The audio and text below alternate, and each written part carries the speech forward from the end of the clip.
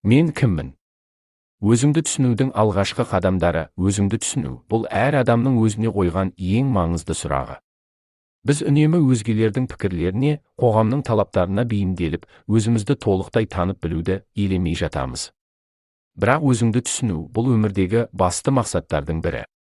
Өйткені тек өзіңді жақсы түсініп, өз құндылықтарың мен армандарыңа назар аудара отырып, сен өмірде шынайы бақытқа жете аласың. Өзіңді түсіну процесі бір сәтте болмайды. Бұл үздіксіз ізденіс пен өзіңмен жұмыс істеу. Әр адам өз өмірінде әртүрлі кезеңдерде «мен кіммін» деген сұраққа жауап іздейді.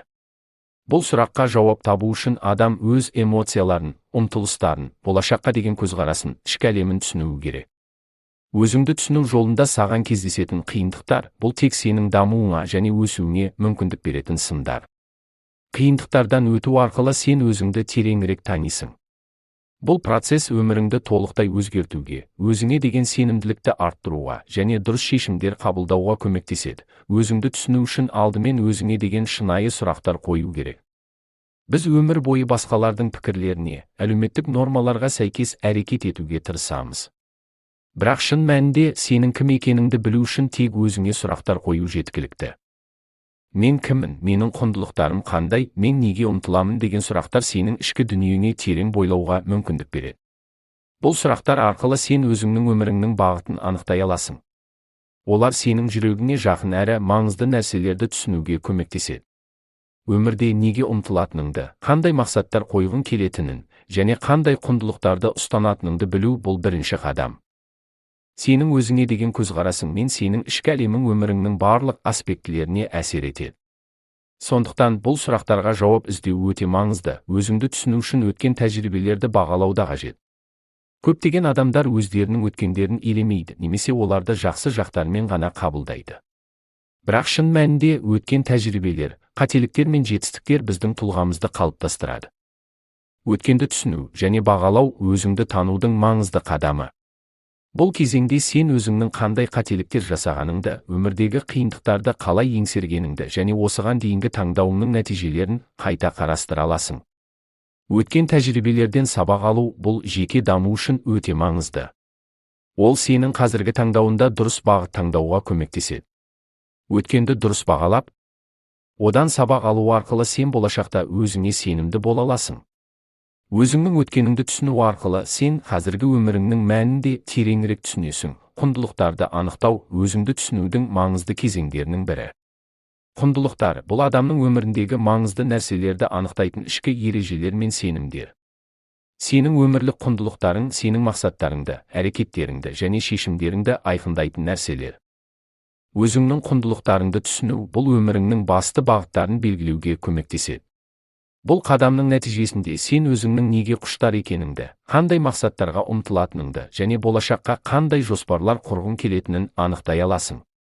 Мысалы, егер сен үшін отбасы маңызды болса, онда сенің барлық іс-әрекеттерің мен таңдауларың осы құндылыққа негізделеді. Құндылықтарды анықтау арқылы сен өмірде дұрыс таңдау жасай аласың. Өйткені сенің таңдау жасауыңа бағыт беретін ішкі бағдарлама пайда болады. Өзіңді түсіну үшін эмоцияларыңды басқаруды үйрену керек. Эмоциялар – бұл біздің өміріміздің маңызды бөлігі. Олар бізге қоршаған ортаға, адамдарға және өзімізге деген қарым-қатынасымызды көрсетеді. Эмоцияларды түсіну және оларды дұрыс басқару – бұл өзіңді түсінудің маңызды бөлігі. Әр адам өз эмоцияларымен әртүрлі түрде жұмыс істейді. Көбінесе біз өз эмоцияларымызды жасырып, сыртқы әлеммен күресеміз. Бірақ шын мәнінде оларды дұрыс түсініп, қабылдау – бұл ішкі тыныштық пен гармонияға жетудің кілті. Эмоцияларыңды басқару арқылы сен өзіңнің неге ашуланатыныңды, неге қуанып жатқаныңды, неге уайымдайтыныңды түсінесің.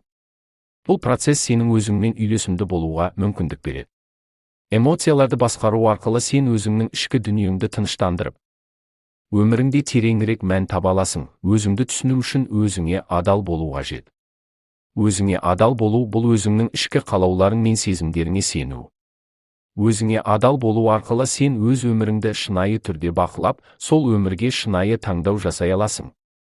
Көп адамдар өмірде басқалардың талаптарына бейімделіп, өз қалауларын ұмытып кетеді.